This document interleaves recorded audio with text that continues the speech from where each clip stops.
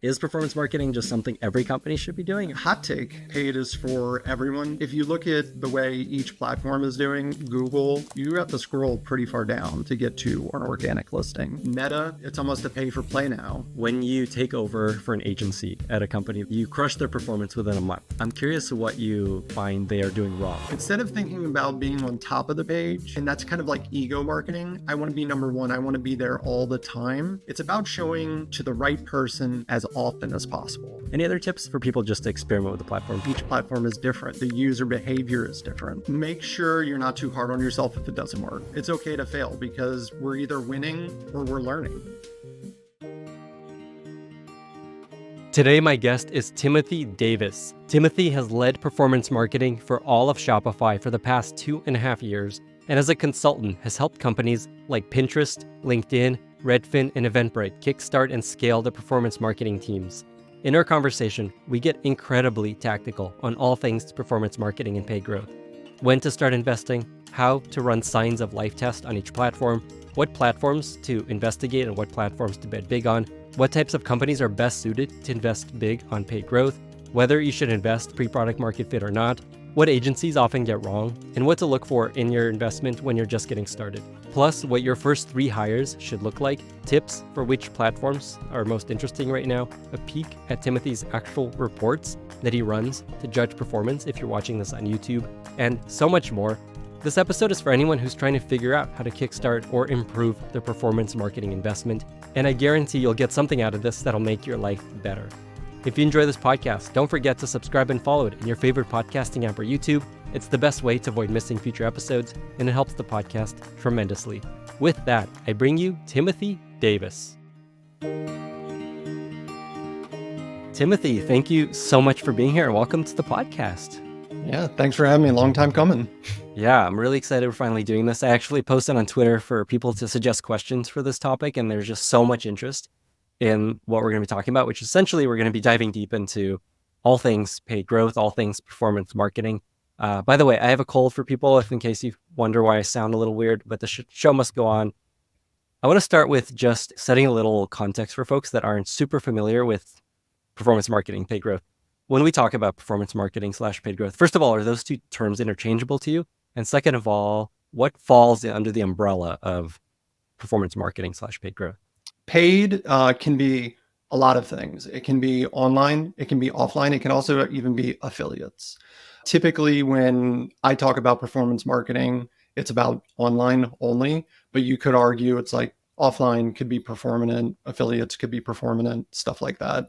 They can be interchangeable, but I would recommend if you are talking about it to kind of specify which one you're talking about, because when you do say paid, because I'm in the industry, I would just, they do Google search and they do Meta and they do things like that. But if you do offline and you just say paid, we may be talking about things, but missing each other on two ships passing in the night. So I think historically, people, when they have said paid growth, have been fully focused on just online. Just online. Okay. But I would argue in the last couple of years, you could definitely roll offline into that conversation as well. Okay, so performance marketing, when someone hears that term, it's essentially marketing that you can measure the performance of. Correct. Yes. Nail on the head. This episode is brought to you by BuildBetter.ai.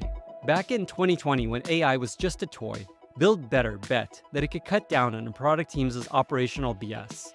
Fast forward to today, 23,000 product teams use purpose-built AI in BuildBetter every day.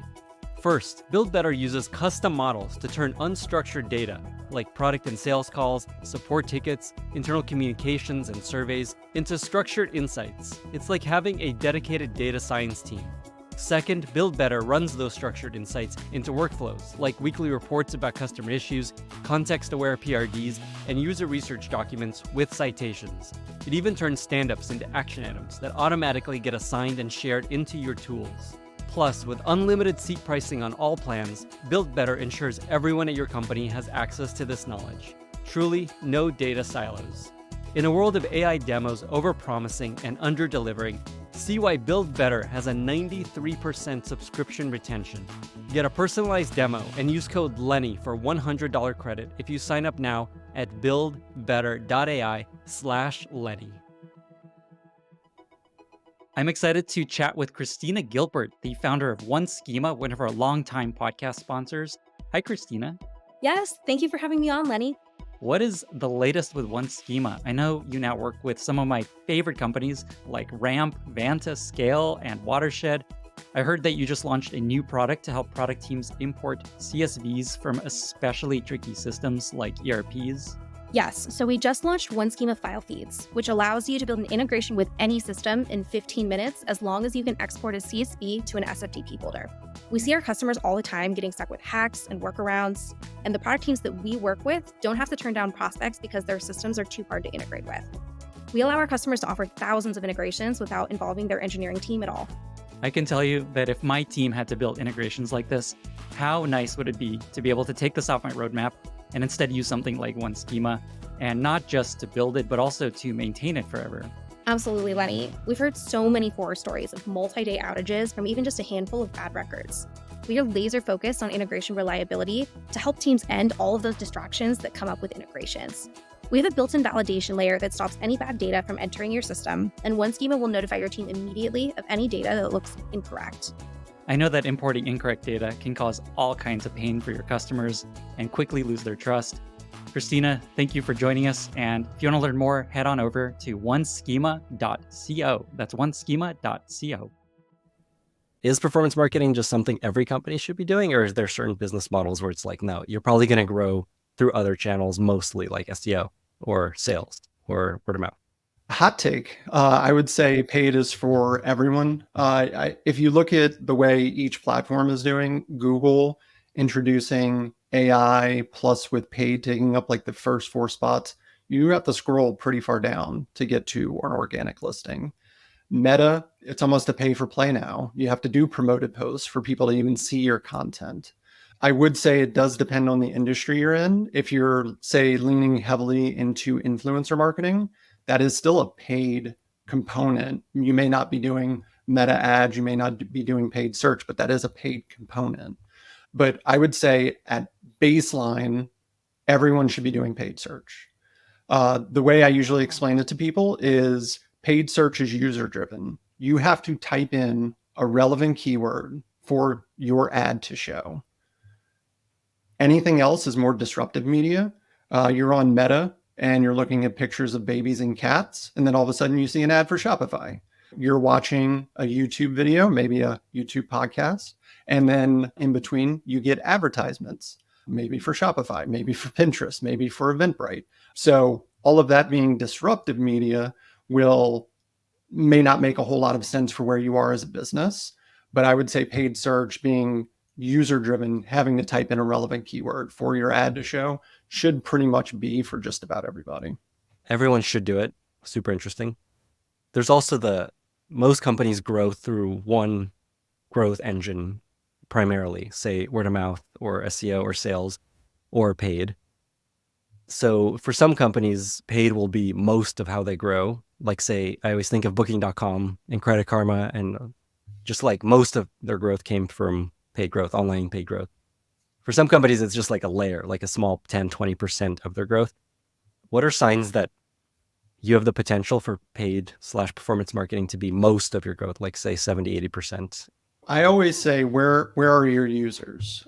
You will have some data that will allow you to understand that, say right now, you're doing really well on TikTok. Some would argue that's an emerging channel right now. Great. If that's doing really well for you, maybe you because that content could be used on something similar like Snap, see how that does for you. You could also lean into your Google Analytics or whatever analytics tool you are using and see if you're already getting users from that platform. If you're currently managing that, if you don't have a profile on there, and obviously you don't have a presence, it would be really hard for users to find you and get there. But always look at the data that's available to you within your analytics platforms and say, users are already finding us here. How can we turn that knob up to 11? And you can do that with paid, because if they're already finding you through that channel, what would happen if you were to just turn it up to 11? Mm-hmm. Is there an example of a company you worked with that's known that is an example of that where you're like, oh, I see everyone's finding them on, say, Google. Let's go turn it to 11? Yeah, so there was a company I worked with a couple of years ago called Hairstory and Ipsy. I know, very funny, guy with no hair working on a company called Hairstory. But they were doing really well from a Google shopping standpoint. But when I started consulting with them, we looked at the analytics and we actually saw that they were getting a lot of people from Meta and TikTok at the time. And TikTok was very, very new. And they didn't really know what to do with it. So said, we'll do a small test. We can start on Meta with just some, customer testimonials. Let's see how that does. We'll get interest in, build a funnel, get retargeting, and hopefully get conversions. TikTok was so new at the time that it was like, we don't know what's going to work. Let's just try with what is currently available. Then once we started doing it, we started noticing, hey, this doesn't make a whole lot of sense from a creative standpoint. We were kind of missing the mark of what we were using on Meta was not working on TikTok. So you can't always just take what is currently working on one platform and apply it to another, because it is a different user experience. It is a different mindset that the user has when they're on there. So that was an example of where we were able to take those instances, look at their data and say, they're already finding us here. How can we turn this up a little bit? And I don't remember the numbers exactly, but it was pretty exponential. Okay, so the the core advice here so far is look for where people are coming to you from today, and then that gives you a sign of where you should start to think about running paid ads, performance marketing on those platforms. Yeah. And also, there's a saying that my current director likes to use, which is signs of life. You can always do a very, very small test. You can just put a little money into a platform, see if there's a sign of life. If there is, then you can pull back and say, okay, we have signs of life. Now let's build a campaign around that. There's no reason to say, all right, we have a signs of life. Let's now turn it up all the way. Do we have the right creative? Do we have the right campaign? Do we have the right messaging for the users on this platform? Then let's take that approach, as opposed to just, hey, signs of life, great, go run 100 miles an hour. Make sure you're doing the right thing when you get into those platforms. Let's follow that thread. A lot of people run little experiments on, say, TikTok and Snap and Twitter and things like LinkedIn, and they often don't see a lot of results. And it's always like, hey, did we do it wrong? Or is it the platform's not working? I know it's like a very difficult question to give, like, here's how you do a sign of life test correctly. But what are some things that you think either people do often wrong when they're trying to experiment with the platform, or that you just think they should do when they're trying to look for signs of life? The number one thing I tell people all the time is use your own data. Start with your own data. So take the existing customer base you have, load that up into the platform to build lookalikes. From there, you can do, and I'll use Meta as the example, you can do a 1% all the way up to a 10%. So a 1% match, 2%, 3%, so on and so forth. What I tend to do is build ad sets, one at 1%, because we know that one's going to be highly correlated to what we're looking for. Then a 2 to 4, and then a 5 to 7, and then an 8+. More times than not, the 8+ does not work, but there have been times where it has. So it's, hey, let's do it. Let's try it.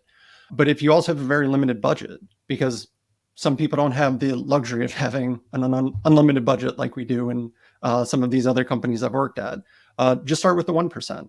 See what that sign of life is, because you already know that this is so tied to your existing customer base.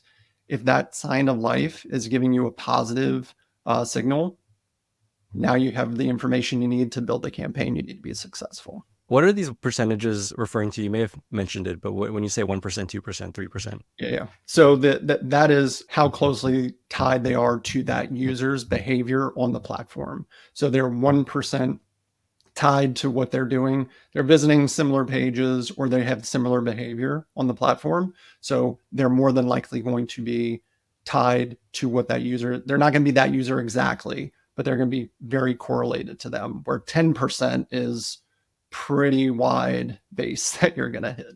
I see. So the smaller the percentage, the closer they are, the closer of a lookalike they are. Yep. There you go.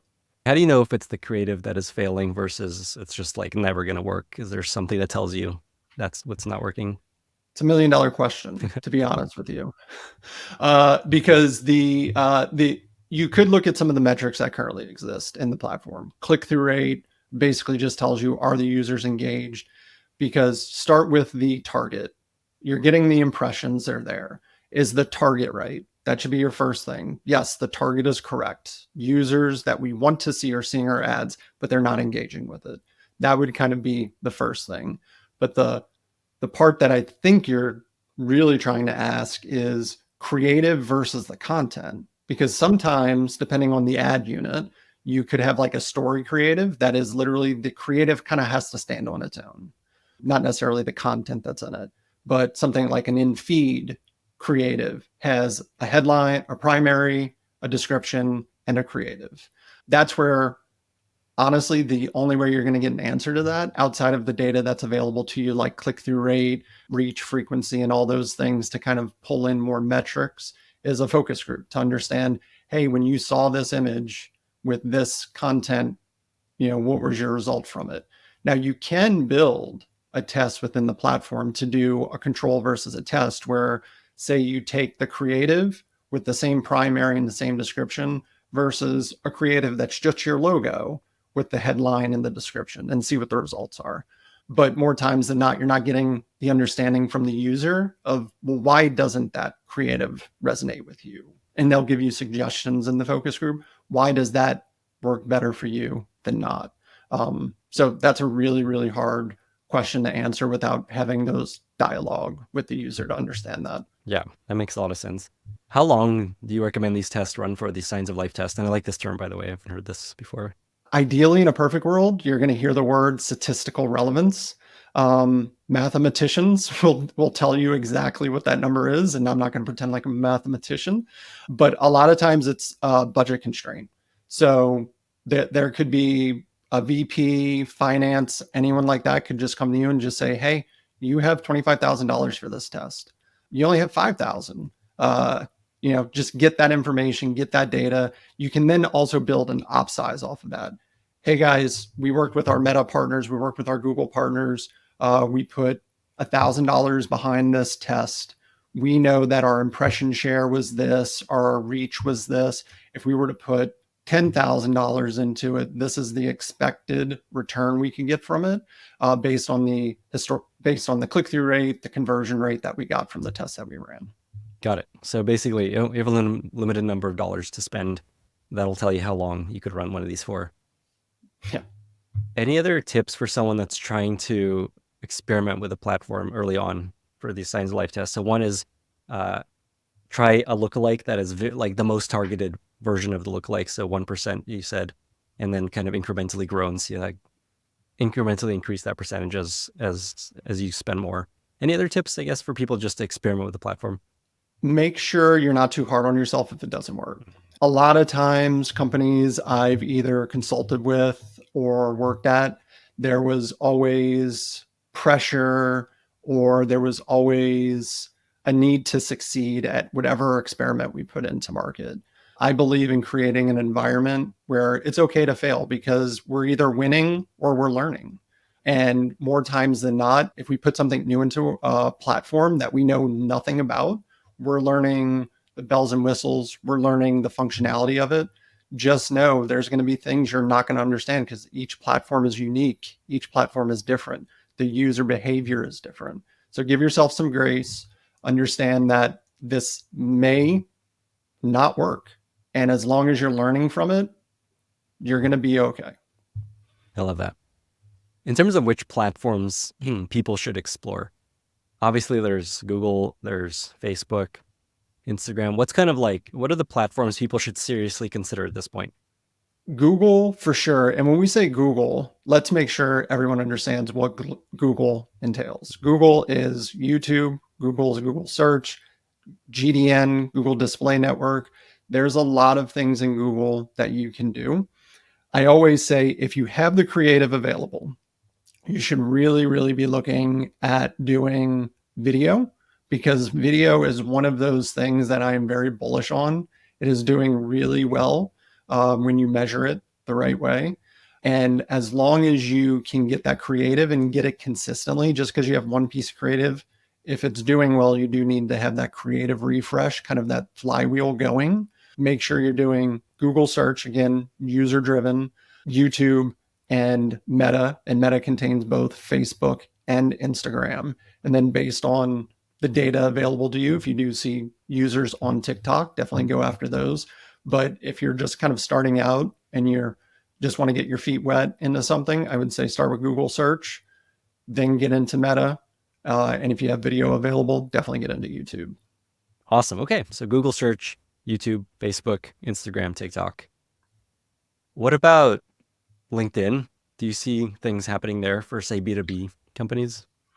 Yeah, LinkedIn is very expensive in comparison. So just know if you're going into LinkedIn, it's going to look almost 3 times more expensive than other channels.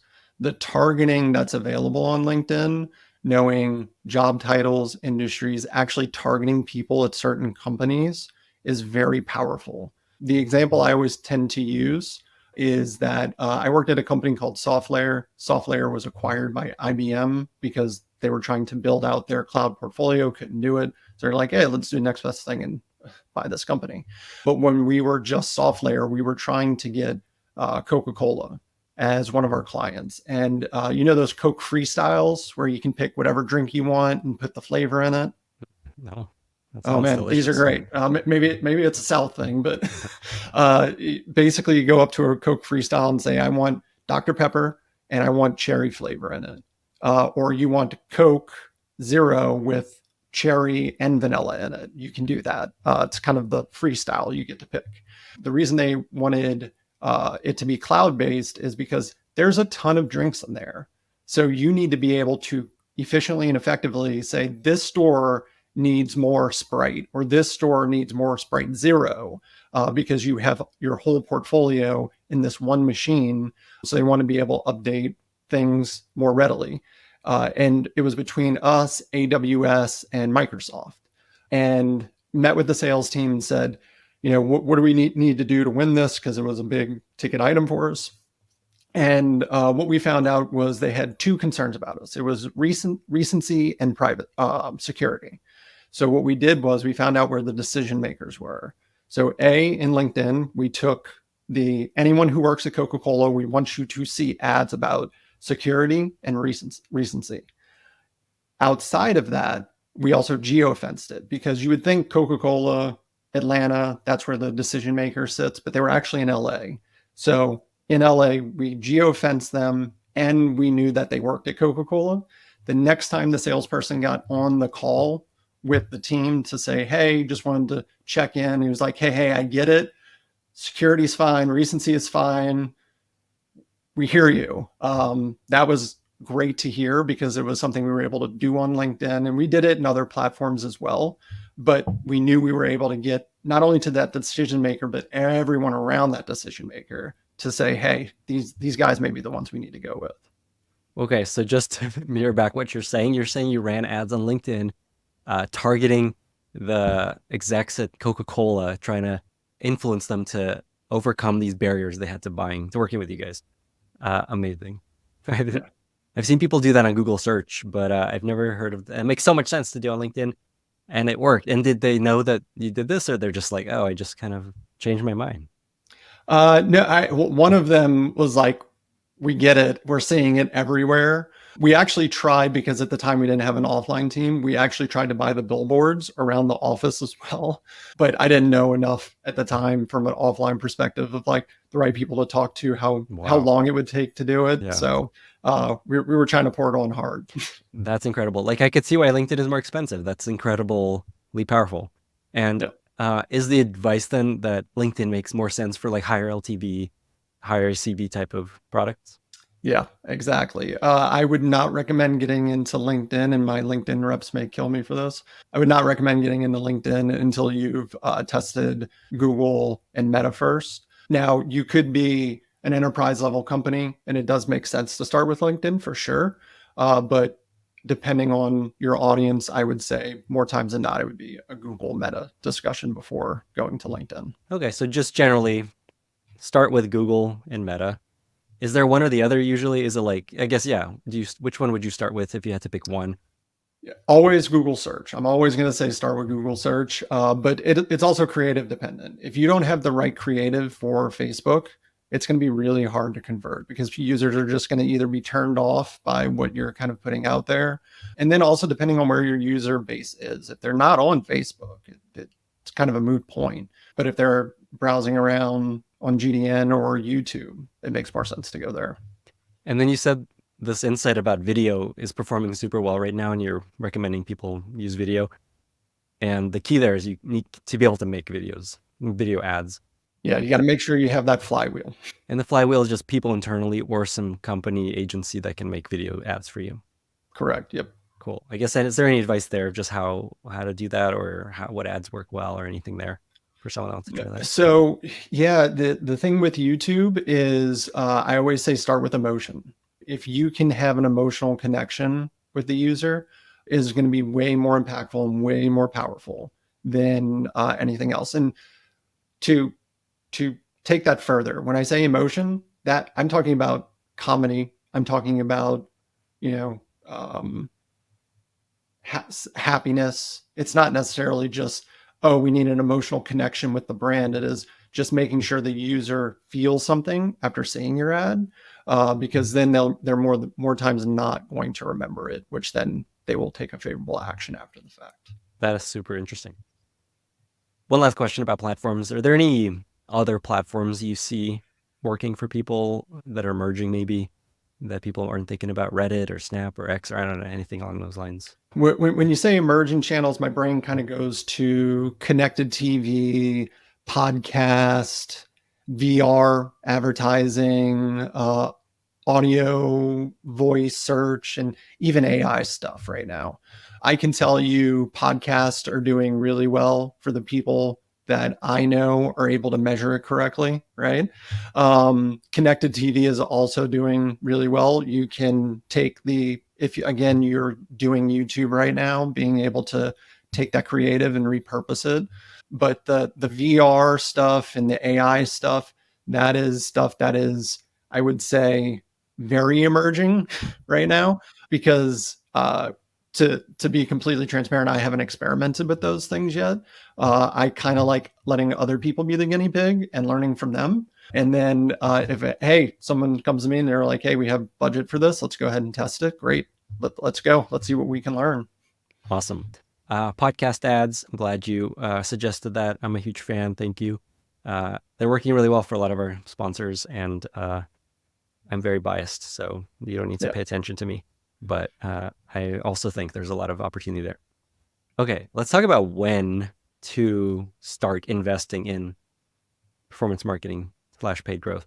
So say you're like a startup. Do you have any advice for when it's time to start signs of life test, or even, and then also just when is the time to scale, to go like, okay, let's go big on this? If you are a startup, typically whenever I consulted with them, it was, what are the goals? What are we trying to achieve, and when? Because if you're looking for something quick, paid needs to start immediately. Paid should have started yesterday, because SEO takes time. SEO, depending on the market you're getting into, if it's emerging, people may not even know your product exists. There was a product I was working on years ago that if you were traveling to a hotel and say it was a romantic getaway with you and your partner, and you wanted the hotel suite or bed room done up with like flower petals and champagne and stuff like that, they would do it for you. Well, they were working with someone before that was like, oh, we should totally be in paid search. And if you look at the keywords that they were doing, it was like booking hotel rooms. It's like, no, that's a complete disconnect. They're like, yeah, but we're trying to build awareness. You don't want to build awareness through search. You build awareness through display, media-based type media. When we transitioned all of their money over at the time, and this will age me, before Meta was a thing, when we transitioned everything over to GDN, that's when the company started really reaping the rewards, because we were building the awareness around the product. So it depends on how, what is the demand of the product, of your product and market. If you're doing something that is similar to another product and market, you could do competitor I call it coattail riding. Hmm. Say, Lenny, you and I create a product that is similar to Monday.com. We can go out there and just start bidding on Monday.com and say, see why, Lenny and Tim are better than Monday.com, and start getting some people interested, maybe kicking the tires, starting free trials. But they also have other keywords that they can go after in market. But if you're going after something new like hotel room, flowers, and I forget what keywords we were bidding on for that because it was years ago. People weren't thinking of that. That wasn't something they were searching for. So it just really depends on A, when do you expect results? Because SEO can take time. And B, what is the demand in the market for your product? Some people use paid ads to drive early growth, to bring customers, to help them figure out what to build, kind of pre-product market fit growth. Is that something you recommend? Is that something you advise against? Is that a strategy that you've seen work? Yeah, product market fit is a huge thing. We've run into some of this at Shopify, and we definitely ran into this at IBM. So for the longest time, IBM we're a global company, we should be everywhere. But when we started looking at the data, it was, should we be everywhere? For example, Africa. We were in the whole continent. We weren't just in, say, South Africa or Egypt or something like that. And the more we dug into it, the more we realized the biggest issue wasn't necessarily that users weren't interested in our product and weren't able to and weren't purchasing it. It was because we didn't have a product market fit, mainly from an operations standpoint. In Africa, there are multitudes of different types of currency. There's the franc, there's the rand, there's the shill, and we were just, hey, USD, thank you. So of course they weren't converting unless they were going out of their way to make a way to convert that. So when we took a step back and we said, okay, where do we want to start? It was South Africa. That's really where we were trying to get quote unquote stronghold in.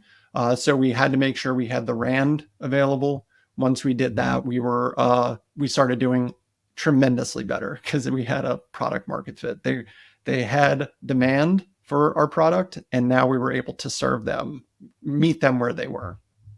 So essentially, you're saying probably not smart to run a bunch of ads if it's not working, if you don't have something people actually want yet in that product, in that market. Right.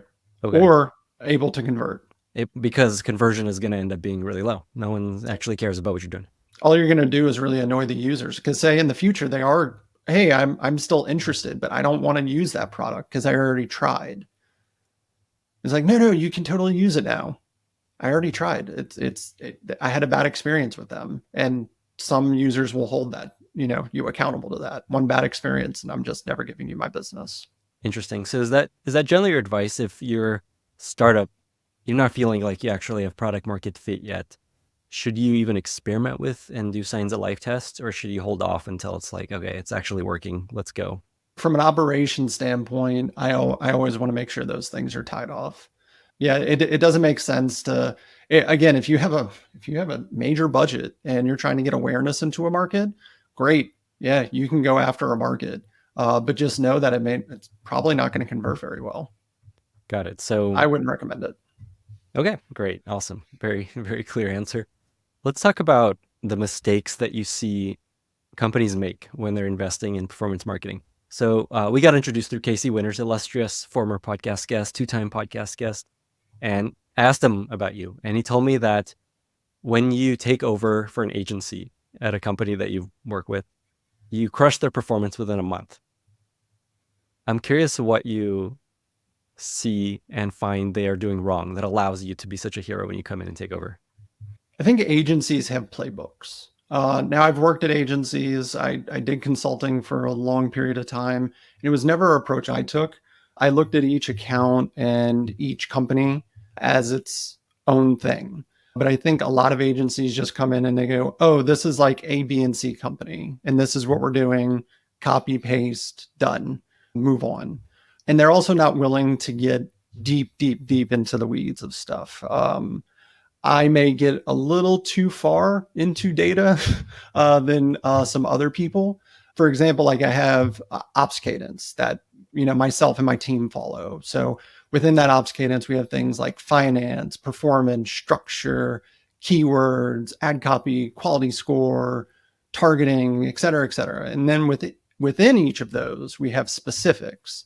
For example, the keyword subsection is keyword granularity, brand versus non-brand, search query reports, negatives, so on and so forth. I feel like agencies don't necessarily get into all of those things every single month, where some of those we're doing weekly, some of those we're doing bi-weekly, and some of those we're doing monthly. But they touch the things that they think they need to touch. They turn on automated bidding, they're doing their search query reports, and then they just kind of move on with their day because they have 50 other clients they have to get to.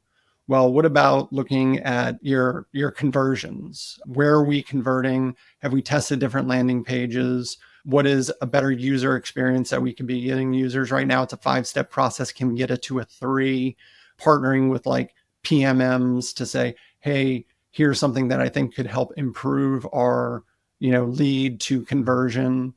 Just stuff like that they're, too busy with too many other things to focus really, really deep into those. And typically whenever I managed an agency in the past and I consulted, I made sure that you weren't stretched thin enough that you couldn't do those things, because I'm a firm believer in hiring smart people and then getting out of their way. But each week having one-on-ones with them, just, spot checking things, just saying, hey, I looked at this doesn't look right, what's going on there? Oh yeah, I do that on this day. Okay, great. Just making sure you're covered, because sometimes people won't scream uncle when they should be screaming uncle because they think it's a sign of weakness. But let me know when you're overwhelmed. Maybe I have a solution for you. Maybe there's a way I can coach you to be better at something, or we just need to hire more resources because the client portfolio you have is 5. And when we took them on, they were all at 100K, but now they're all spending 2 million plus. We need to offload some of that from you because you're doing such a good job that you've scaled them up. Let's give you 3 clients instead of 5 and hire someone to take those 2. So it sounds like they just don't have the time to care and spend on all the things that they need to be doing. And when you've helped companies, you actually go deep and you don't have you have the time to do it well. I guess when someone's trying to find an agency or someone like you, I know you don't do this much anymore. Any advice for just like how to know if they're going to be great? Is it just like agencies in general are probably not a good choice? Is it hire someone in-house? I guess what advice do you have for people that are like, oh man, I want to avoid this? Agencies are a good place to get things started. Even when I was consulting, I'm a big believer in forward thinking, backwards planning. So if I'm taking this contract on with this new client, it's what's the end goal for you? If your end goal is to have this at, performing at $100 million spend, there's no way one person can do that. So let's create milestones along the way of making sure we're checking in and saying, when is the right time to hire, whether that's a data scientist, whether that's a creative person in-house, or replacing me full-time. There's no reason that you should be holding a company back. If anything, you should be helping them get to that milestone. And I think that's why I've been able to do so well for myself, because I show that, hey, I have the best interest for you and your company, as opposed to how much more money can I squeeze from you by holding on to you as a client. I would say agency consultant is a good way to start, because if you as a business owner, you shouldn't have to log in. Oh, I haven't logged into Google in like 3 weeks to look at stuff because I'm doing payroll, I'm doing HR stuff, and I'm meeting with clients and I'm doing sales. Start there, get it to a good place, create that milestone of, hey, when we're spending $50K a month, I need to hire somebody full time to take this over, and just have that conversation with your agency and your consultant. I think more times than not, you will have a positive reaction to that. But if you don't, I would say that's a major red flag and probably someone you should be partnering with. Awesome. Okay. So your advice is to get started on paid growth, find an agency or like a small shop consultant type person to get you started, have a conversation. And when we reach a certain scale, we're going to hire someone internally to run this for us. And then potentially they'll keep working with you. Potentially they'll start things on their own. Yep. Or is the assumption they'll start working with you? They'll become the owner of this thing, or is it like we may transition you out? That's a really good point, actually. So there have been times where clients like, hey, we've reached our milestone. I want to bring someone in. That person comes in and say they're an expert in social media. Like, hey, I still want you to execute on Google and Bing because that is just not my bailiwick. I'll take over the social stuff, but we do need to talk about your fee. Maybe it does need to go down. It's completely acceptable. Let's have that discussion, make sure we're both aligned to what that should be. But yeah, there have been times where they're like, hey, we've reached our milestone. We got to bring someone on. But that person that they bring on is like, actually, I see expansion in this direction, but I can't do this. Are you willing to stay on and help me with this? Great. If not, I'll just have to find someone else who can. I want to talk about the team that you build over time, but later. But specifically for this first person that you hire, what sort of person is this person? Is it like a data person? Is it a person that's just done specific performance marketing on channel? Or what do you look for ideally? I'm a big believer in that. There was a book written by Nate Silver called The Signal and the Noise. Are you familiar with it? No. So Nate Silver is the guy who 538, created 537. And in the book, he basically, I'm gonna use the word art. Detailed the art of like probability, statistics, and applied them to like real world circumstances. It included case studies with baseball, which of course I loved, elections, climate change, poker, stuff like that. And I like that book. It's kind of dense, but the thing I liked the most about it was the title, and just changing the title ever so slightly to Signal, Not Noise. So typically whenever I hire people, I want to hire smart people and kind of get out of their way. But the biggest thing I want to focus on is, what is your thought process when it comes to data? Because I can teach anyone how to do Google ads. I can teach anyone how to do meta ads. That is not the hard part. It is the data part that is the hard part, because there is so much noise going on in those accounts. They give you everything, which is great. It's great that they give you all this information, but you could have someone that's, but look at the reach, look at the frequency, look at the CPMs, look at the CPC, look at the conversion rate, look at the cost per lead, look at the cost per MQL, look at this. Hold on. That's a lot of noise you just said. So what is the signal and what is the noise? And let's make sure we're focusing on the right signal versus the right noise. And that has to be a data person, because there's a lot of data in these platforms. This episode is brought to you by Eppo. Eppo is a next-generation A/B testing and feature management platform built by alums of Airbnb and Snowflake for modern growth teams. Companies like Twitch, Miro, ClickUp, and DraftKings rely on Eppo to power their experiments. Experimentation is increasingly essential for driving growth and for understanding the performance of new features. And Eppo helps you increase experimentation velocity while unlocking rigorous, deep analysis in a way that no other commercial tool does. When I was at Airbnb, one of the things that I loved most was our experimentation platform, where I could set up experiments easily, troubleshoot issues, and analyze performance all on my own. Eppo does all that and more, with advanced statistical methods that can help you shave weeks off experiment time, an accessible UI for diving deeper into performance, and out-of-the-box reporting that helps you avoid annoying, prolonged analytics cycles. Eppo also makes it easy for you to share experiment insights with your team, sparking new ideas for the A/B testing flywheel. Eppo powers experimentation across every use case, including product, growth, machine learning, monetization, and email marketing.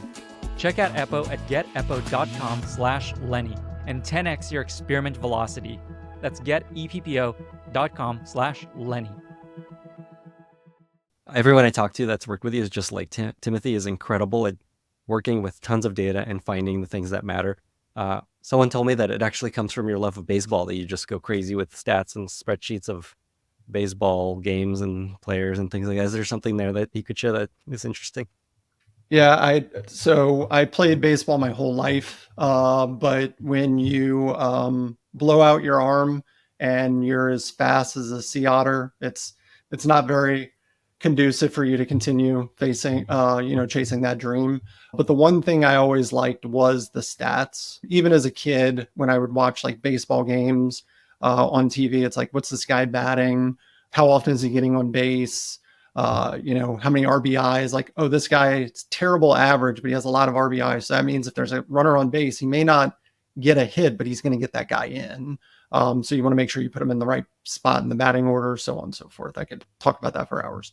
But again, that could be another thing where there's a lot of data available. Which one should you focus on? And ultimately, what is the optimization you're going to make to the lineup or to the where you place fielders on the field to ensure that we're doing the right thing and becoming as efficient and effective as possible.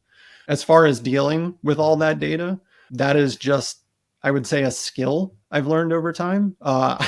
Early in my career, whenever someone, was like, oh, we have this new project, who wants to work on it? I'll do it. I was always just eager, like a sponge. I wanted to get in as much stuff as possible. I did SEO for a portion of my career. I did email marketing. I did affiliates. And then eventually I remember the first time I saw it paid, because again, I was doing like SEO where it's like, we're going to do this and we think it's going to work, but we won't know for about, 6 months. Someone showed me a paid platform. I was like, wait, this is the keyword you're bidding on. This is how many times the ad was shown, how many people clicked on it, wow, this is amazing. I need to get more into this. And that's just kind of where it started. And when I usually hire people and we go through the interview process, I make sure that they can be data focused. Really, it's just ensuring that we're focusing on that signal and not the noise. And one of the interview questions I usually ask is like, I throw a bunch of, data points at them and then say, out of all that, what would you do to optimize the account? And more times than not, that they're just like overwhelmed. But the people that I like are like, well, what was the purpose of the what's the purpose of the campaign? The purpose of the campaign is to drive conversions. Okay, well, I would focus here, focus on how many clicks we're getting and how many conversions. Are we targeting the right people?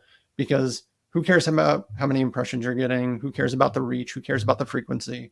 If the goal of the campaign is to get conversions, that's what we should be doing. If it was awareness, it's how many people saw it. If it was consideration, how many people are getting into the funnel and are considering us as from a white paper download or a demo as the product solution that they're looking for.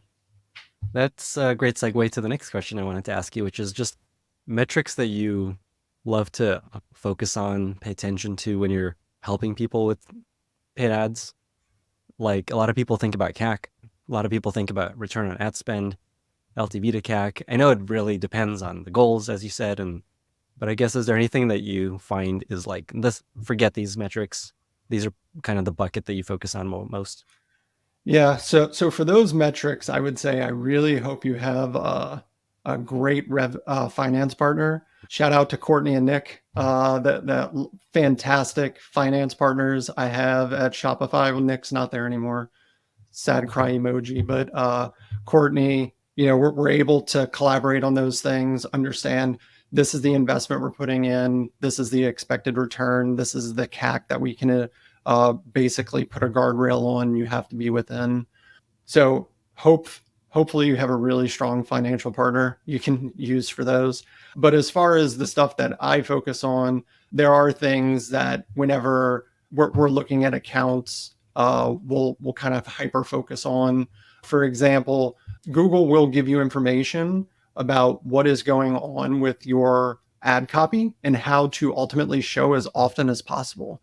What I'm showing here is a visual of brand versus non-brand when it comes to expected click-through rate, landing page experience, and ad relevance. The reason I like building reports like this is because it will kind of show you where your hole in the ship is. If you look on the left side, expected click-through rate, 75% above average. Landing page experience, 84% above average. Then you get down to ad relevance. A lot more colors than there are green. Only 35% above average. So for your brand ad copy, the clear direction you have, from the data that's available to you is jump into the account and make it more relevant. That will improve your ad strength. And once you improve your ad strength, that will improve your quality score. And more times than, I think it's a 12% increase in the number of impressions you can get if you increase from a below average to an above average for the data that's available here. And then on the non-brand side, clear expected click-through rate, you really need to be working on. And that data is also available here that you can kind of see. I put in red, the one for brand, your quality score being at a 9, but your average CPC is $8. That is very interesting because it should be the lower your CPC is. I mean, the higher your CPC is, the lower your CPC should be. So that is an investigation that it's like, hey, here's a signal. Let's go do a deep dive. So there's further reports that you could look at. Looking at the ad strength, again, average, excellent, good, or poor. You can see clearly on the non-brand side, doing really well. They're doing really well here. Most of their ads, 46 of their ads are excellent, and a bulk of their spend is going there. But if we look on the brand side, you have one ad that you could go in and just click pause on that is a poor. And look at that CPC, $7. So just turning that ad off by itself, not only will, I'm a firm believer in that there's an account level quality score, not just necessarily a keyword or an ad quality score. So just turning this one off and removing it from the account, this one ad could dramatically improve your performance. And then Google actually tells you what you need to do to increase those strength things. So this report is ultimately powered by this one. So for your ad strength improvements, they'll tell you, try adding a few more unique headlines or unpinning some of the ad sets. Try including more keywords in your descriptions or your headlines. So they're actually giving you this information, but more times than not, I just feel like people are just missing this and just not taking action on it. So definitely some stuff available within the account that will help you focus on that signal versus the noise that you could be just getting from the clicks, the impressions, and all those things that are available to you. That was amazing. For folks not watching on YouTube, you pulled up actual reports from, I imagine past clients. Is that what the Yep. data was from? Okay, so actual reports from past clients of how you evaluate, and this is Google Ads, basically, Correct. Google Ads data. Incredible. Okay, and so within those reports, you had poor, excellent. How do you determine when something is going great? Is that something you set, like if it's above this threshold? Is that a benchmark you have, or is that Google telling you this is poor? Yeah, so that's Google telling you. Okay. There's some times where you will work really, really hard to take that poor to an average, that average to an excellent. And there's just not a whole lot you can do sometimes. It kind of is what it is. But I would argue more times than not, people are not doing those things to improve their ad strength. So just if you have the change history available in every account in Meta, in Google, if people are doing the test to try and improve and get better, great. You have the right people working. But if not, that's a clear indication that there's definitely room for improvement. Something that someone asked on Twitter is for benchmarks around any of the stuff. Like, how do you know when your CPC is good? I guess you just look at like Google telling you it's excellent versus poor. How do you know if your conversion rate is good? How do you know if your CAC is good? Yeah, every industry and every company is going to be different. Healthcare, lawyers, those are some of the highest cost and average CPCs I've seen. If I was to compare that industry, say, to a B2B industry, it would not be very good at all. Honestly, what I would tell the user to do, every single platform has partners available. More times than not, they're kind of like salespeople. I actually really like the partners that we have at Shopify because I do feel that they are partners. Shout out to Francisco at Google and Sammy and Alana at Meta. and Nick and Sam and Brian at LinkedIn, in case they all hear this. But, I think they're really great partners, and they will give you that information. They will actually say, if you give me the 5 people you consider to be your top competitors, I will tell you if you are above or below a certain threshold. Now, they can't tell you CAC because they would have to have transparency into like conversions, but click-through rate, conversion rate, cost per click, things like that, they will give you that information because they will anonymize it, so you won't know who is who. Like if you say, my competitor is Monday.com, they won't say Monday.com has a click-through rate of 5%.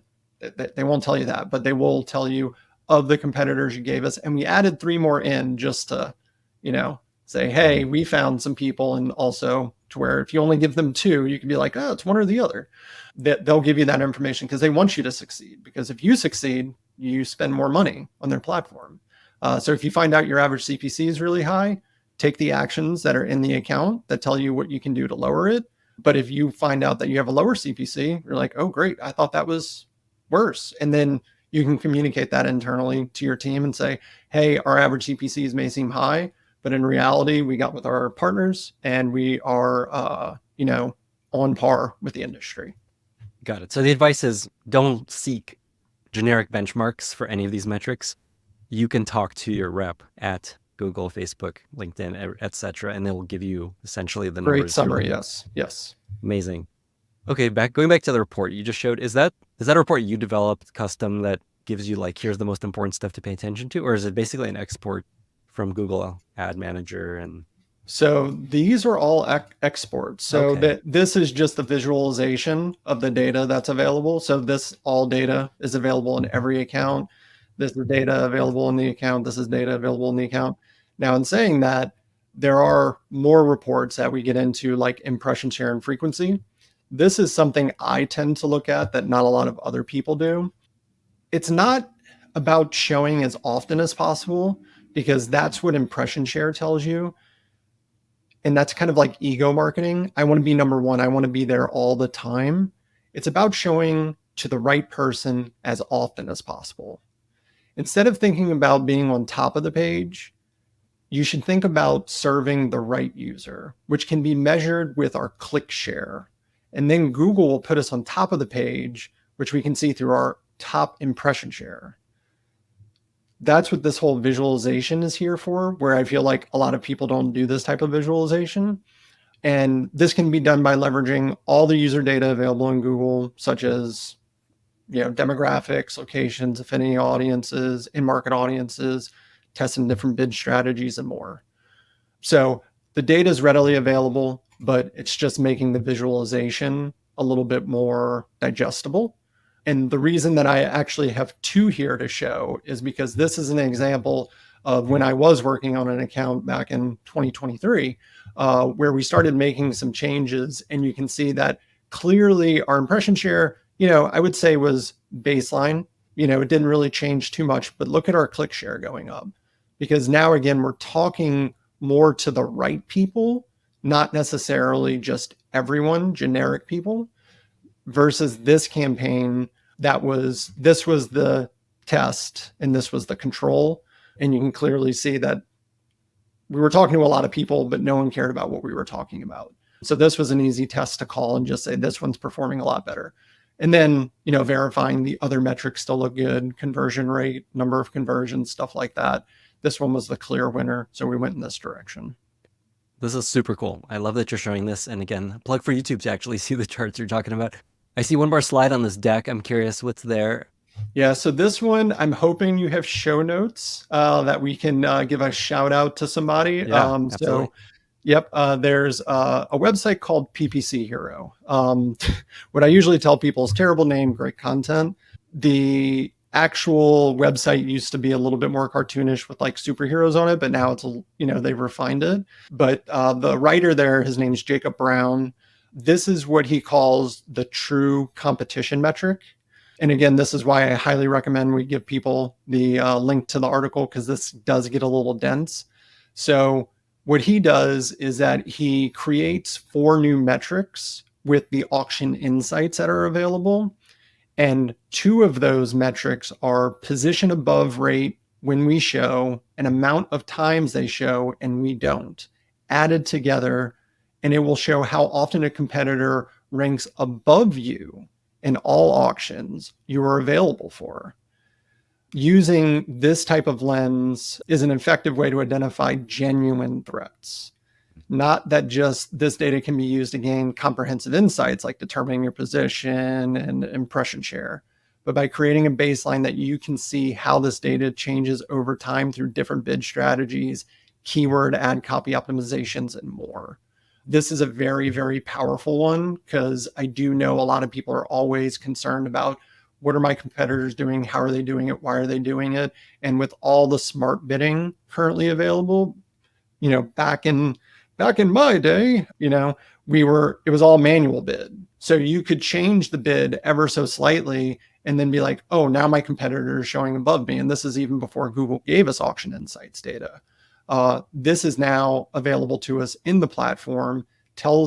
Using this report will actually identify a true threat as opposed to making an assumption based on personalization that maybe you're seeing when you Google a keyword, or using a tool like SEMrush that ultimately is saying, oh, this person's appearing above you.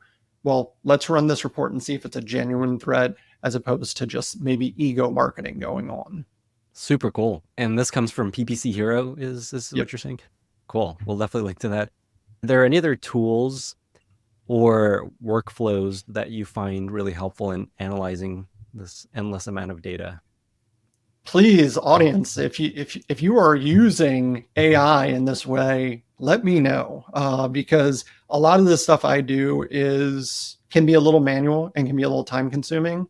If they've found ways to automate through AI that where I can provide the information that isn't sensitive, that they will make it a lot cleaner and a lot more digestible, let me know. But a lot of the things, I have templates that you can load the data into, and it will just automatically give you the result from it. But yeah, right now it is a little manual, but if there's a way to automate this through AI, please, users, contact me on LinkedIn and let me know. Sounds like a startup opportunity right there. Yeah. Sweet. Okay, let's move in a slightly different direction. Attribution. What a sexy, exciting topic. So attribution, basically, it's how do you assign credit to a channel and to a campaign so that you know where growth is coming from, what's working. What's the state of attribution today? What do you find is helpful? How do people do attribution well in today's world? Yeah, I'm a big believer and proponent in multi-touch. I fall into the camp of more time decay. Historically, the research I've done, users tend to forget very quickly where they first found your brand. Yes, you should get credit because this is the first time they saw your brand or the first time they interacted with it. For sure, let's give you some credit for that, but definitely not the reason that they ultimately converted. Linear is fine as well, but overall, I do think, attribution by itself is biased. It does not answer the question of whether the person clicking on or seeing an ad would have converted anyways, even in the absence of that ad.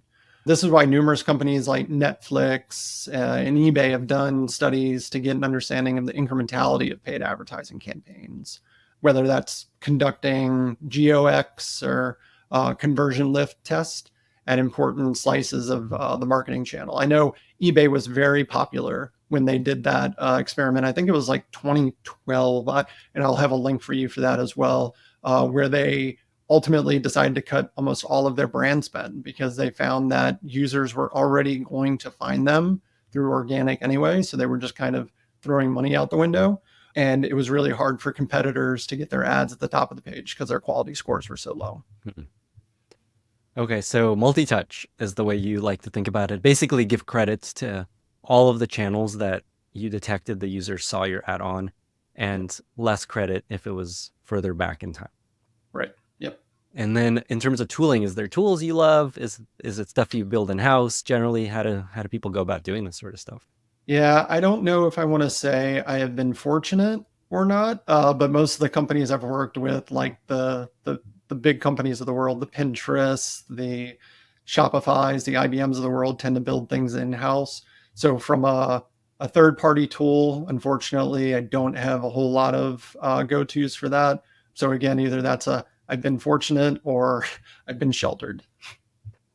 And then are there tools that you see people use, or is it just like really nothing amazing out there? Yeah, none that I've seen that's like, oh, wow, that's amazing. I will always say, make sure you're trying to leverage the in-platform tools, because the biggest thing with performance marketing is the signal you're sending the platform. Because if you are telling the platform, oh, I want to get more of the users that are doing this action, it's going to do a really good job of giving you that. But if that action doesn't equal business results, you're not helping yourself at the end of the day. You're giving it, again, a lot of noise instead of the right signal. So try and leverage the in-platform tools, or if there is a tool you're using, make sure it does, allow third-party integration through the Google, Meta, TikToks of the world. Then let's talk about incrementality. You mentioned this idea of how do you know if the money you spent led to incremental growth that wouldn't have happened if you didn't run that ad. Is there any advice there, anything you've seen about just like how to think about incrementality correctly and not just give yourself all this credit for stuff that would have happened anyway? Yeah, I mean, there are many ways to judge the effectiveness of growth overall. Like some of the stuff we talked about before, brand metrics, awareness, recall, things along those lines.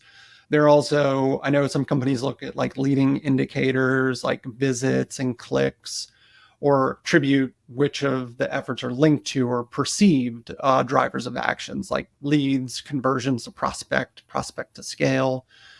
But really the results should be coming from either that geo X or geo experiment or conversion lift.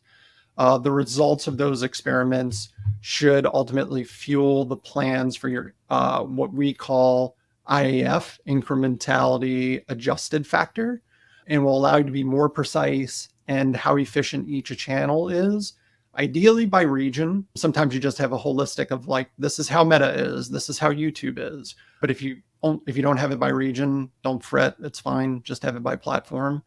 And kind of like, what does that look in practice? When you're running a conversion lift test, you intentionally do not show your ad to some users when you win an auction, and instead Google shows the next bidder's ad. This is your control group and adds up to some opportunity cost that is estimated in terms of impression share percentage, as well as spend holdback. Spend holdback is like how much money you will not spend because of this test. And all of the platforms are willing to partner with you on this because, Facebook knows this, LinkedIn knows this, all of them know that they are very visually based creative assets that are not getting as much credit as they deserve. So if you go to any of them, if say you don't have a dedicated rep, you can call. And if you ask for this, more times than not, they are willing to partner with you.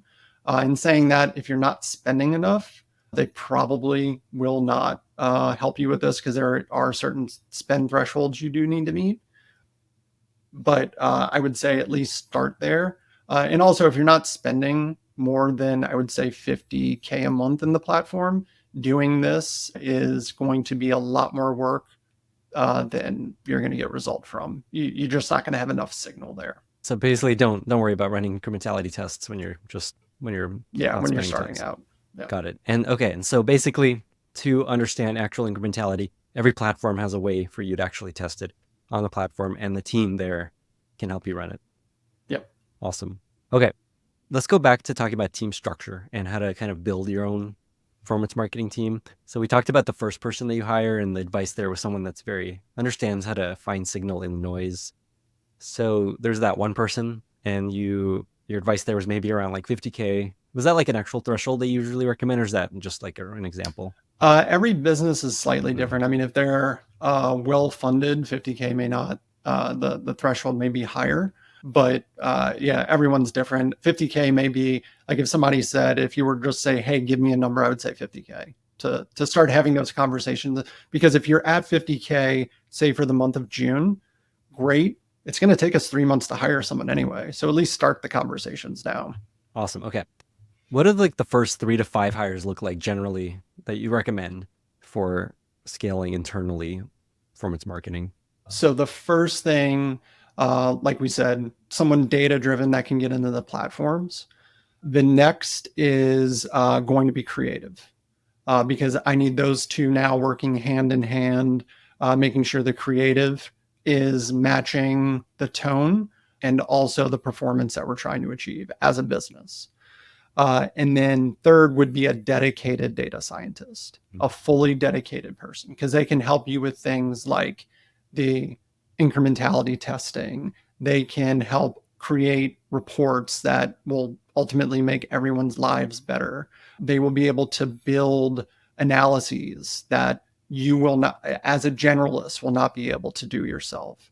That there's a saying of like, I'm not a data scientist, but I like to play one online, because what they do, they ultimately make us look really good, because we're ultimately the ones reporting on the performance of it, but they were the ones that helped build that environment and build all those things for us to succeed.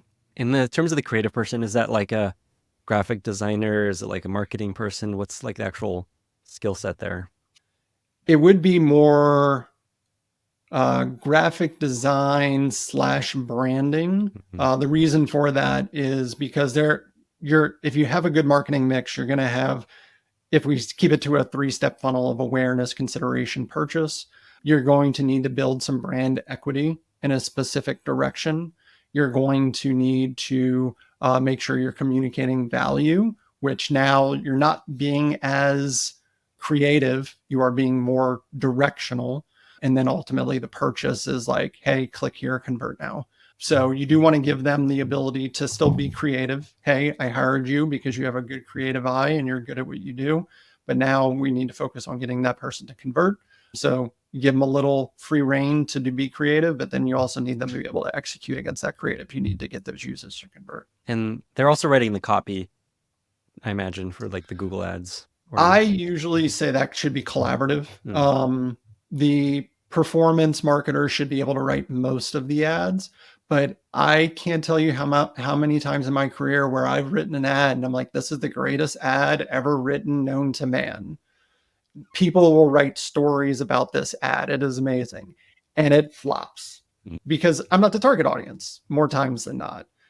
So I think it should be collaborative and no idea should be left on the cutting room floor, because perfect example. I was working with ADT, the security company.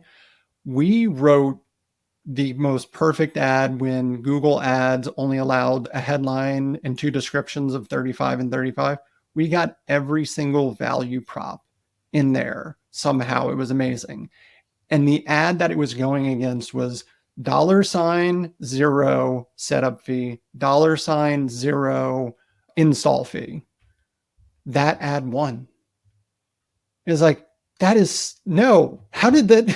It barely uses any of the characters, and it almost tells you almost nothing. But it won. Had more conversions, a higher click-through rate. So we took that and we applied that with the value props, and it did better. So it should never be like, unless the idea is don't buy our product, which hopefully someone is not writing that ad copy. It shouldn't be left on the cutting room floor. Always test it. Always be willing to learn what works, what doesn't. For this first hire, what's like the title of this person usually in your experience? Lately, it's been growth marketing specialist, growth marketing manager, because they're going to wear multiple hats. Like at any startup that you're at, you're going to be asked one day to, hey, I want you to do performance ads. And then tomorrow it's like, hey, I need you to help me build out this spreadsheet for a spec sheet that you have no idea what you're doing. So you're always going to wear multiple hats. So just having a general title like that to start out with.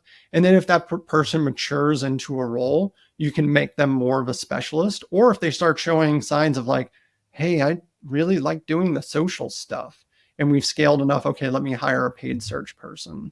So yeah, I always start with a general And then as the team grows, we get more into specialties. So like growth marketing person. It's kind of like the Yeah. broad umbrella. Yeah. And then are these people sitting in Google Ad Manager and Meta ads and just like running ads manually? I'm a firm believer at Shopify, we call it GSD, getting shit done. I'm a firm believer in getting shit done. You should be in the account, like I mentioned earlier, with that ops cadence. We have stuff we need to be doing weekly, bi-weekly, monthly. The bigger the company gets, you wind up in more and more meetings talking about the things you want to do and how you're going to do it and stuff like that. But keeping those people kind of sheltered away from that and focused on those things are going to drive the best results for you possibly can get. And that means hands on keyboards in the ads manager, tweaking things, setting up a calendar. I'm a firm believer in setting up a calendar. We did this test. We started this test on this day. That means this test will end on a month from now. Put a notification so you have a cool down period and you report out to the org what you did, how you did it, why you did it, and then the results from it. And then, all right, what we learned from this is this, and we will be applying that to our next test, and this is how. So yeah, hands on keyboards, doing all of those things. So again, hiring those smart people and just getting out of their way. I love that. In terms of how this team grows, you mentioned when we were chatting that you wait for someone to cry uncle to hire more and to add to the team to kind of avoid bloat. Talk about that. Unfortunately, we've seen a lot in the news lately with a lot of tech companies letting go of some really talented people. And that is, I feel like, just created bloated organizations. We, every month, my current manager, Dean, created this calculator that we look at that says, how much time are you spending in meetings? If you have any PTO coming up, put that in there. Optimizations, reporting, stuff like that to basically add up to how many days are in the quarter. Because, every quarter, well, not every quarter, but most quarters you'll have like vacation, or you'll have, say, what we call a Shopify burst, where it's we meet in real life to, get shit done in real life as opposed to remotely. Put all that in there. And then what does the number equate to? Oh, we're in the red right now for these, 2 to 5 people. How many quarters has it been that way? Okay, it's only this quarter. This quarter we have a summit coming up, or we have a burst coming up, or we have a lot of travel because we're meeting with partners, so on and so forth. So maybe this is an isolated thing. Let's go ahead and wait till next quarter. All right, next quarter, it's red again. All right, now maybe we need to start having the conversation of what this new hire will take over, what they will be responsible for, and how much work they'll be taking on and doing to replace some of this red that is going on. And if it equates to a full head, great, we can move forward. We've made our business case. But sometimes it doesn't. Sometimes we're just red, and we need to do a better job of making sure, hey, we need to step out of these meetings. These meetings are sucking out our time and we don't need to be a part of it. Or this launch, we don't need to be a part of. We just need to be consulted on it. We don't need to be in every single meeting, every single time, or every single communication. So just making sure we're looking at the right things before we decide to hire someone, and making sure that we have stuff for them to do. And red means they have more work. Yeah, more days than there are in the quarter. And so they basically estimate, here's how many days I need to do the things I've committed to for the quarter. And then it's like, how many actual days do you have this quarter? Yep.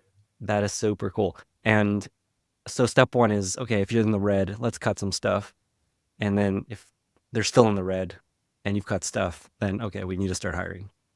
Yep. That is very cool. Is that a Shopify thing, or is that something you do on your team? I've done stuff like that at other companies before, but kind of bringing it forward again. I don't want to take the credit for it. Dean was kind of the one that brought it back up. It was like, oh yeah, I used to do this. I don't know why I stopped doing it. So it's definitely something I've used at other companies for sure. That is super cool. You mentioned this ops cadence. Is that something you can describe, just like what this cadence looks like of how you run? Yeah. So I love me a spreadsheet. So it's just a spreadsheet. And visually, I'll do my best to describe it. Let's say column A has those buckets I was talking about, like a finance, performance, structure, keywords, so on and so forth. And then within those buckets, or let's call those, everyone loves rocks and pebbles right now, right? So that's your big rock. Your big rock is keywords. Then within that, you have pebbles, keyword granularity, brand versus non-brand, search query reports, negatives, so on and so forth. And then within that, we say how often we're doing it. Are we doing it weekly, bi-weekly, monthly? And then that allows us to, if anyone in the organization is like, hey, how often are you guys updating ad copy? Easy answer. How often are you guys doing search query reports? Easy answer. And it allows us to make sure we hold ourselves accountable to those things, because a lot of times we have a lot we're doing. We're working in Google, we're working in Meta, we're working in YouTube. You could easily forget, oh, I didn't do that. I got to make sure I do that again. So it's a way to hold yourself accountable, but it's also a way for me as a manager to go in and kind of spot check that and make sure that they're doing the things that need to be done in the account. The core of this is essentially there's a spreadsheet that everyone aligns on of here's when and how often we do certain activity to operate this performance marketing machine that you've built. Yep. Awesome. And it's both internally so that everyone knows, and then also when people ask, hey, when are you going to do this? Okay, here's the date. Yeah. Yeah. So like if a cross-functional team or partner wants to know, easy answer. We got it for you right here. Here's our whole ops cadence. In terms of the team, something else folks told me about you is that you're very hardcore about training new people that you hire. What does that mean? What do people mean by that? Yeah, there's a book called, I think it's The First 90 Days. And in it actually has a graph that shows when the person starts having impact and how many days it's been. And more times than not, it takes about, we've all heard it, 90 days for someone to have impact. I want to try and make that, 45 days, if not 30. Most of the time, it has to do with learning the culture, learning the people, understanding, yes, you've done paid before at this other job, but this is how we do it here.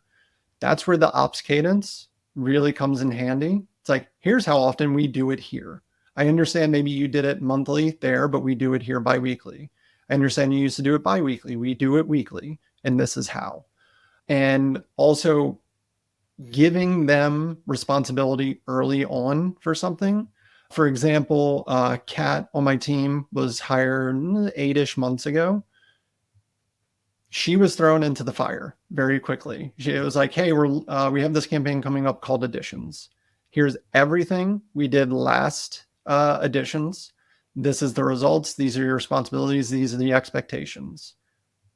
Go forth and conquer.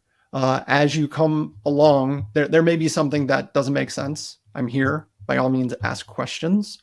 But what I've noticed is twofold. One, when you're clear in what is expected of them, like you are expected to do this when, and you already know how to do it, great.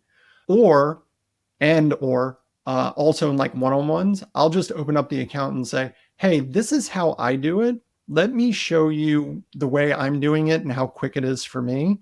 And you can learn, even though we're remote, I'm showing you as if you're sitting right over my shoulder or we're face to face. This is how I do it. So if you're doing something different, maybe, 1 + 1 is 2, 3 - 1 is 2, and that's fine. We both got to the same answer. But if you're doing like 9 × 5 - 2 × 12 divided by 15, no, we can simplify this. So making sure that they're efficient and effective with their time, they're focusing on that signal versus that noise, and giving them responsibility early on to really take ownership of something, you can see that people are a lot more quicker to pick up things and start getting that flywheel going of, hey, I want to have impact as soon as possible, versus, oh, hey, go read this handbook week 1. Week 2, let me introduce you to the team. Week 3, it's like slow rolling that. We can speed this up, guys. We can get people up to speed and making impact a lot sooner. And also, don't expect them to be perfect. You can't expect people to be perfect right out the gate. I can't remember every little thing I need to tell you. So, and there may be things I can learn from you. I can't tell you how many times I'm still learning from people, around me. It's like, oh, that's great. I didn't even think of that, or I haven't tried that. I should totally do that. So just know that they're not going to be perfect out of the gate, but giving them clear direction and expectations will get them where they need to be. I could see why your team is so effective and so successful. This all makes a lot of sense. You mind if I do a rapid fire set of questions that people asked on Twitter about very specific stuff? Yeah, by all means. Okay. ATT, there was like a huge change to the way cookies and attribution and tracking worked online. And it felt like paid ads kind of like, oh shit, that's not going to work anymore. It's over. Facebook is dead. Clearly, that hasn't happened. At this point, just what is the impact that ATT has had on paid ads and performance marketing? We were just talking about this the other day because we have full transparency. We have people fully dedicated to mobile on the team. And I had reached out to Sasha, who's on the team, and said, hey, what are we doing with ATT? What are we doing scan? All those things. Because has any of our tactics really changed because of, say, low opt-in rates? And kind of the direct answer I got from her was, as long as we can use scan to provide attribution and measurement for iOS, we're fine. It's like, okay, that's very straightforward. I appreciate it. So as long as you're doing those things, you should be okay. Amazing. That's great. So basically, the show goes on. Things change, but people find ways to work around it. Okay, creatives. How impactful are creative in the performance of ads generally? Like, is that like, holy shit, people are way under estimating the power of a creative? Or is it like, okay, it's like a fringe impact? Way underestimating the power of creative. The best example I can give, do you remember Dollar Shave Club? Absolutely. Their video? All right, there you go. Do you remember it? That was creative. Now, the person buying it may have done a really good job of just targeting males, but I would argue, girlfriends at the time probably would have been aware of it as well. I think creative if really good creative should be doing a really good job of telling a story. And if it does that, again, going back to what we talked about at the very beginning, if you get that emotion with users, whether that's, pulling at the heartstrings or comedy, it's going to have a lasting impact. Okay. Chuck on Twitter asked, when someone steals your traffic, say in Google search results and buying up keywords around your companies, what should you do? Any advice? Yeah. So that actually goes back to the visual that we showed, and I'll pull it back up as I'm talking through it. The biggest thing is just know that anyone can do that. You can do it too. Like if you are ultimately concerned about it, but a lot of times competitors could be doing it on accident. And what I mean by accident is within Google, if you're bidding on keywords, Google will do what's called a close variant. If you were to do, say, e-commerce solution, I bet you Shopify shows up as a close variant at some point, or Square, or anyone like that.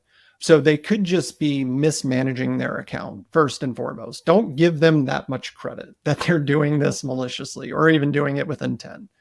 But if you do pull this, and again, it will be in the show notes, if you do pull this report and you do notice that there is a clear threat that's going on here, first things first, let's make sure that they're not doing anything egregious, like saying Lenny and Tim are better than Monday.com. You cannot be, if the brand is trademarked within Google, they cannot use your name within the ad copy. Google more times than not will disallow it, but they could misspell it. Like I can't tell you how many times I've seen Shopify spelled with 2 I's because Google isn't catching it, but we can always put in a claim to say, hey, Google, please remove this. But if we do run this, you can kind of see that the orange line here, and for those that are just listening, orange line is rather consistent over time. There is a 2-week period where it dips, but it does come back up.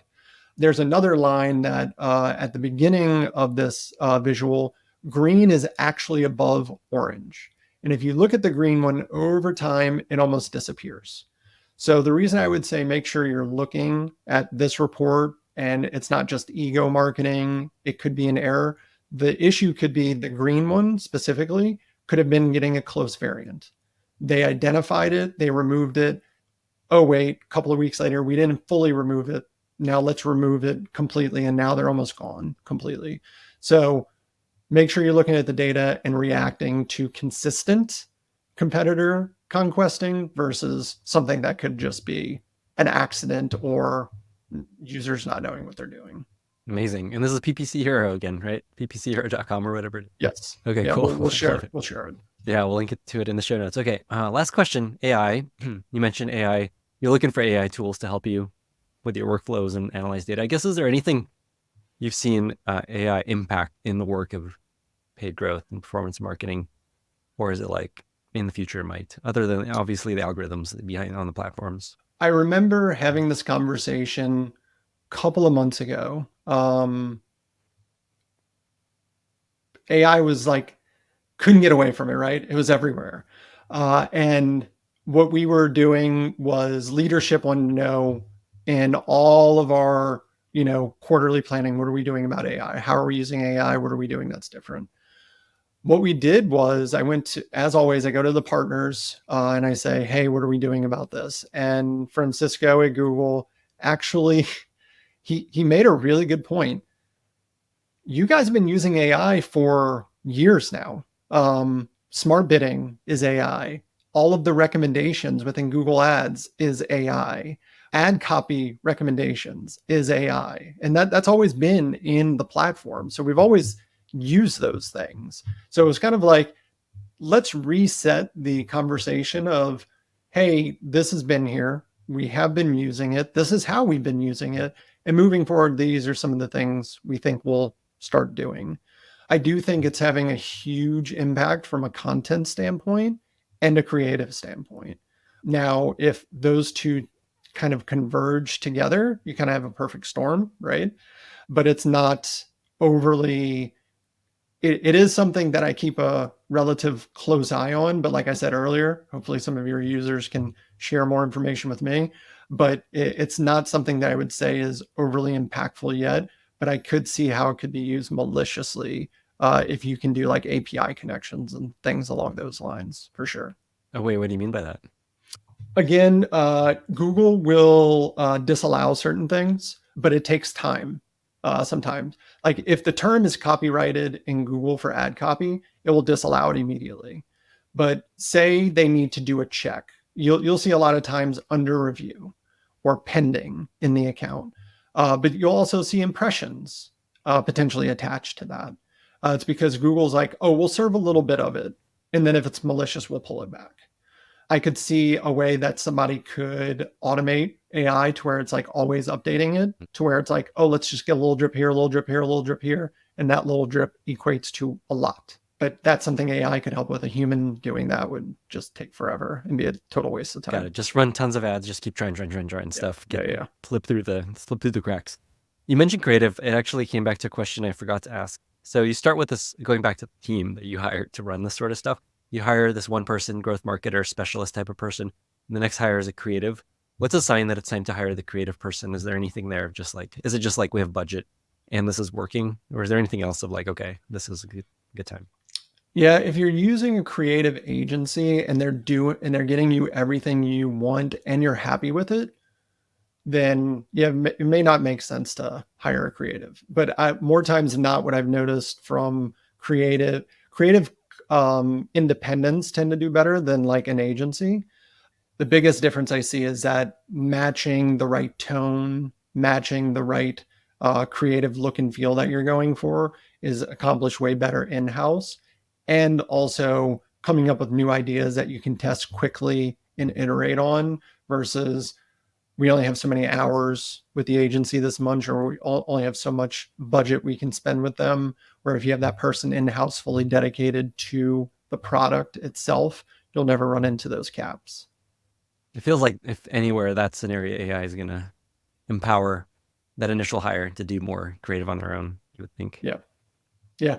And that's not always the best way to go. I mean, I've seen some ads in there where it's like, oh yeah, they're being scrappy. I see what they're doing. But to your point, maybe that's where AI kind of bridges the gap, because I can't tell you how many times in the past, it's like, guys, we got to be able to do retargeting, but we have no creative to do. Google has the dynamic ad builder, and they've had it for, I feel like, years now. And that was just like, give us a couple of images and we will make a display ad for you that should perform, because we're testing many different iterations of it. Meta's probably going to come along with something as well that it's like, give us a picture of your product and we'll put different backgrounds on it and test what works and what doesn't. Things along those lines.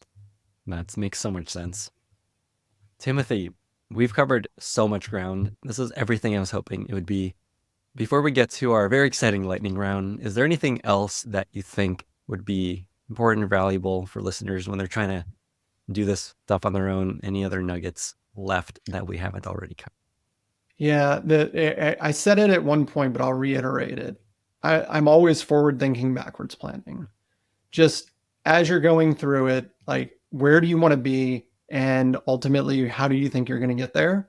Because if, say, your goal is to be on all platforms, I want to be on Pinterest, I want to be on X, I want to be on, everything. Okay. What forward think? That's where you want to be. Now let's backwards plan. What can we do right now? We can do search, because that's only content and that's keywords. We can do that. All right. Now we need creative. Well, where do we start? And then make iterations along the way. It's just always forward think, backwards plan. And that's for anything. What are other examples of forward thinking? Because in a sense, everyone will be like, I want to be on every platform. I guess, like, what are other things that people think about when they're like the forward thinking? Is like, oh, we want to win Google search. Is that an example of forward thinking? What else should people be thinking about? Yeah, exactly. Okay. What are those goals you want to hit? One of the things that we look at is emerging channels to performant. So what is it going to take for us to consider this channel a performant channel that is an always on? We're adopting it as BAU. So that's going to take 1,000 conversions a month at this much spend with this much lift associated with it. So, okay, we know what that looks like. So we're going to backwards plan where we're going to start. We're going to start with this one ad creative. Okay, that works. Then we're going to go to this next, because within each platform, they all have multiple types of ad units you can use. Say in LinkedIn, there's feed, there's conversation, there's video, there's carousel. So it's, what are the milestones along the way that you're going to do to ultimately get it from, testing emerging channel to performant? So that would be an example of something more micro than macro. Got it. Well, with that, we reached our very exciting lightning round. Are you ready? Oh, yeah. First question. What are 2 or 3 books that you've recommended most to other people? Daily Stoic by far. Book I read every day. Quick, excerpt of what you can do from a Stoic philosophy standpoint. Great by Choice is another good one. And Deep Work. Favorite recent movie or TV show that you really enjoyed? X-Men 97. Thoroughly enjoyed that, but that may be a lot of nostalgia. I actually never watched RRR when it first came out. Highly recommend that. That was a lot more enjoyable than I was anticipating. The Playlist, which is about Spotify. Welcome to Wrexham. And Billion Dollar Code, also on Netflix, about Google Earth. Very interesting. Yeah, RRR. That movie is intense. And very long also. It's like, man, Yeah, I've been like 3.5 hours. I just have to split it up into different days to finish it, but it's incredible. So intense.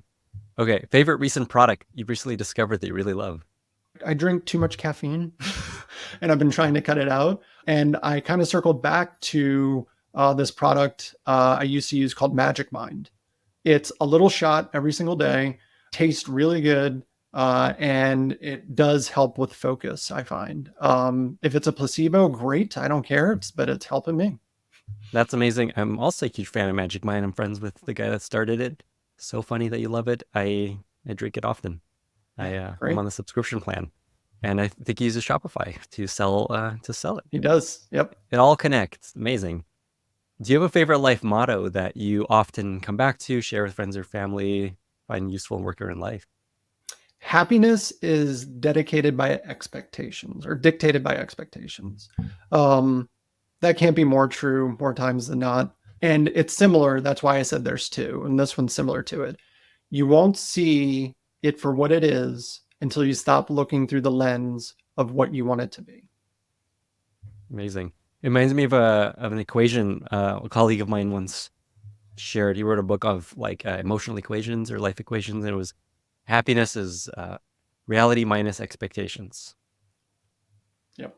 Love that. Okay, next question. Who's had the most influence on you in your career? Well, we mentioned him before, so I got to bring him back up. Casey Winters, for sure. We were at a wedding. He showed me the original version of Google Analytics. For those of you that don't know, it's called Urchin. And when he showed that to me, it was, wait, you know all of this information about users coming to the site? I knew I wanted to do marketing, but at that moment, I knew I was going to do digital marketing. And, watched him grow in his career. He's watching me grow in my career. We still bounce each questions off of each other. We cannot not have a phone call under an hour. So definitely the most impactful. Is there something about Casey Winters that people may not know? He's a 2-time podcast guest, huge friend of the show. Casey is really good at tennis, like insanely good at tennis. You want to know how good? This is how good he was. In high school, he played, I'm pretty sure it was our senior year. He hadn't played in a year, maybe a year plus. He was still ranked top 10 in the state of Louisiana for tennis players. Hasn't played in a year and still considered one of the top 10 players. Insane. Did not know that. I actually played tennis in high school. And so that's amazing. I did not know this. Thanks for sharing that. Timothy, this was incredible. I think this is going to help a lot of people figure out performance marketing, run more paid growth ads, figure out who to bring in to help them do this. Thank you so much for sharing and for being here. Of course. Appreciate the time. Bye, everyone. Thank you so much for listening. If you found this valuable, you can subscribe to the show on Apple Podcasts, Spotify, or your favorite podcast app. Also, please consider giving us a rating or leaving a review, as that really helps other listeners find the podcast. You can find all past episodes or learn more about the show at lennyspodcast.com. See you in the next episode.